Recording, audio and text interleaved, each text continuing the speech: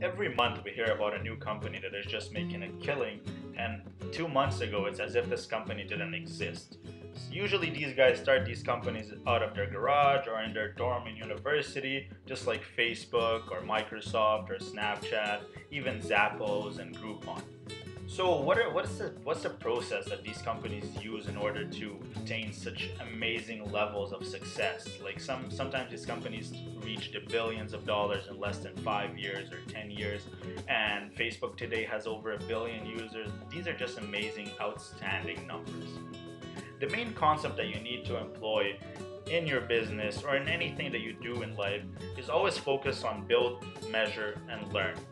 Build something, measure its success through validated learning, and then learn from that success. So what do you build? At first, you need to build a minimum viable product. A minimum viable product is just something that costs you very little money or nothing and allows you to test your idea. Mark Zuckerberg didn't know if people actually wanted to interact with their friends on a social media platform. So what did he do? He started with Harvard. He was like, okay, let me see if Harvard students are willing to connect with each other. He saw that that was a hypothesis and then that was true, and then he went out and tested it in other campuses and then other cities and eventually took over the world. The same thing with Zappos. Zappos is an online shoe store. Super successful, makes millions of dollars every year, but it started with a very simple website with a few pictures of shoes in it.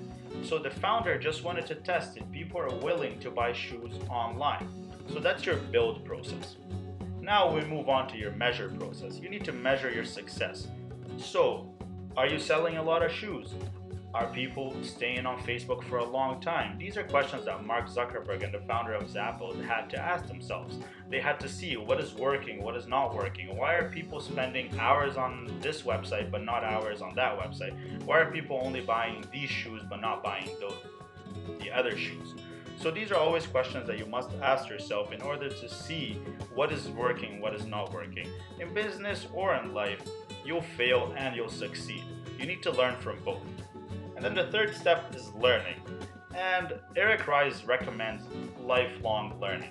You want to repeat the build, measure, learn process infinitely. This is not something that you'll do once or twice or 3 times. You'll actually do this for the rest of your life. Even big companies like Apple build, measure, and learn. Think about it in this way. They build the iPhone 4, they measure its success, and then they learn from it, and then they create the iPhone 4S. They learn from the iPhone 4S, and now they have some new technology, so they come out with the iPhone 5, which has always something new. Some people may argue that it's the same thing, but you always see that their software improves, or their screen improves, or their touch buttons improve. So they're always building, measuring, and learning. Same thing with the antivirus system. So Microsoft sees what new viruses are out there, and they build a new antivirus this year. They build, measure, and learn. So anything that you do in life, you want to focus on build, measure, learn.